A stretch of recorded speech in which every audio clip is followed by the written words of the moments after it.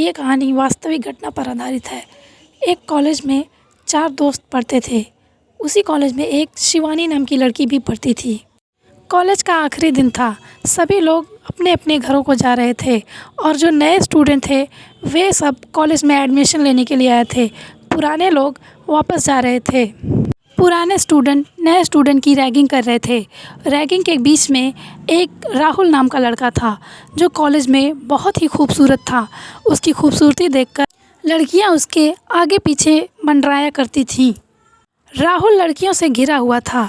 तभी अचानक शिवानी उसके पास चली चली आती है। वह आते ही राहुल का हाथ पकड़कर उसको अपने साथ लेकर जाने लगती है। सभी लड़कियां उसे हैरानी से देखने लगती हैं। वे सब राहुल को बुला रही थीं। कुछ दूर चलने के बाद शिवानी का सर अचानक से पीछे मुड़ जाता है। सारी लड़कियां देखकर हैरान हो जाती हैं। शिवानी पीछे मुड़कर बहुत ही गुस्से में उन लोगों को देख रही थी। यह देखते हुए फिर वह राहुल को लेकर जाने लगती है। सामने से एक दीवार से टकराकर वे सब दीवार को हवा में पार करके चले जाते हैं। सारी लड़कियां देखकर एकदम हैरान हो जाती हैं कि कोई कैसे दीवार को पार कर सकता है। राहुल मदहोशी में उसके साथ चला जा रहा था। दीवार के दूसरी तरफ की दुनिया एकदम अजीबोगरीब थी। वह पूरा एक घना जंगल था जहाँ सूरज की किरणें भी नहीं पहुँच पा रही थी। राहुल मदहोश होकर उसके साथ कदम से कदम मिलाकर चल रहा था। जंगल के बीचों बीच में जब वे पहुँचते हैं तो शिवानी के हाथ पकड़ने की वजह से राहुल की कलाई से उसका नाखून लग रहा था और उसकी कलाई से टप टप खून टपक रहा था। वह खून जैसे ही ज़मीन पर पड़ता शिवानी अपनी लंबी जीभ से उसे चाट जाया करती थी। जब जंगल का एकदम बीचवां हिस्सा आता है तो शिवानी उसका हाथ छोड़ देती है और वह होश में आ जाता है। राहुल घने जंगल को देखकर एकदम से डर जाता है। वह पूछता है, मैं यहाँ कैसे आया हूँ? तुम मुझे यहाँ क्यों लेकर आई हो? तुम मुझसे क्या चाहती हो? वह बचाओ बचाओ की गुहार लगाने लगता है पर उसे वहाँ कोई नहीं सुन रहा था। उसकी कलाई से टप टप खून टपक रहा था।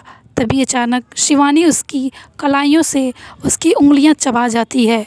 उसकी उंगलियों से बहुत ज़्यादा खून ज़मीन पर गिरने लगता है। एक काली बिल्ली आकर वह सारा खून चाट जाती है। शिवानी उस बिल्ली को गोद में उठाकर सहलाने लगती है और उसे अपने साथ लेकर जाने लगती है। राहुल बोलता है, मुझे छोड़ दो, मुझे छोड़ दो। शिवानी बोलती है, लो छोड़ दिया।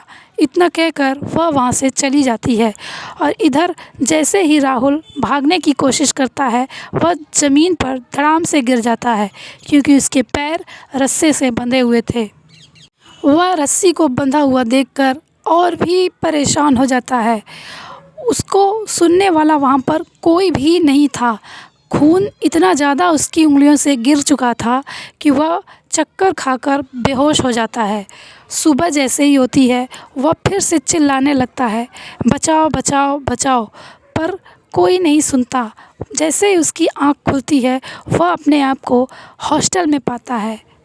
उसका दोस्त उसकी आवाज़ सुनकर उसके पास आता है और बोलता है, क्या हुआ? इतना चिल्ला क्यों रहे हो? तो वह घबराकर बोलने लगता है, वो शिवानी चुड़ैल है। वो एक लड़की नहीं, वो चुड़ैल है। उसका दोस्त हंसने लगता है, तुम रात को भी ऐसे ही चिल्ला रहे थे, ऐसा कुछ नहीं है, तुमने डरावना सपना देखा होगा। पर वह बोलता है, नहीं नहीं, ये सपना नहीं है, देखो उसने मेरी उंगलियां खा ली। वह जैसे ही अपना हाथ दिखाता है तो उसकी उंगलियां सही सलामत उसके हाथ में थी। उसका दोस्त बोलता है, पानी पी लो, दिमाग ठंडा हो जाएगा, तुमने बुरा सपना देखा है। इतना कहकर वह वहाँ से चला जाता है।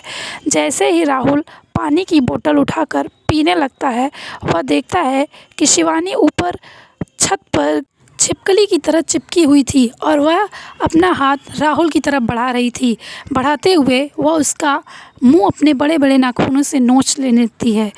वह ज़ोर से चिल्लाता है। उसका दोस्त दौड़ कर आता है, फिर से वही सब बात उसको बताता है। उसका दोस्त बोलता है, तुम रात के सपने से बहुत ज़्यादा डर गए हो, चलो अब अच्छे से फ्रेश हो जाओ। इतना बोलकर वह जैसे ही जाता है तभी दरवाजे पर कोई बेल बजाने लगता है। उसका दोस्त दरवाज़ा जाकर खोलता है, देखता है सामने शिवानी खड़ी थी। वे दोनों देखकर उसे डर जाते हैं। राहुल की बात सुनकर उसका दोस्त भी डर गया था। वह कैसे भी मौका देखकर रूम से बाहर निकल जाता है। जैसे ही वह रूम से बाहर जाता है, दरवाज़ा अपने आप बंद हो जाता है और शिवानी ज़ोर ज़ोर से हंसने लगती है। वह उसकी तरफ कदम बढ़ा रही थी। राहुल डर के मारे बोल रहा था, मुझे छोड़ दो, मुझे छोड़ दो, क्या चाहती हो? तुम मुझे मारना चाहती हो तो मुझे एक ही बार में मार दो, इस तरह तड़पा तड़पा कर मत छोड़ो। या वह बोलता है कि तुम मुझे मारना ही चाहती हो, लो ठीक है, मैं छत से कूदकर अपनी जान खुद दे देता हूँ। वह छत से कूद जाता है, लेकिन वह ज़मीन पर नहीं गिरता। उसकी बॉडी हवा में तैर रही थी। तैरते हुए वह वापस रूम में आ जाता है और शिवानी को पंखे से लटका हुआ देखता है।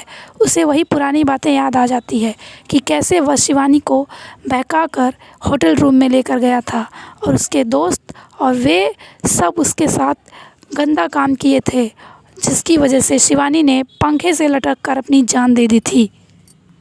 यह सब याद करते हुए वह वापस होश में आता है तो शिवानी भी उसे उसी तरह पंखे से लटका कर उसे मार डालती है। बारी बारी से वह उसके सभी दोस्तों को मार देती है, जिनकी वजह से उसकी जान गई थी।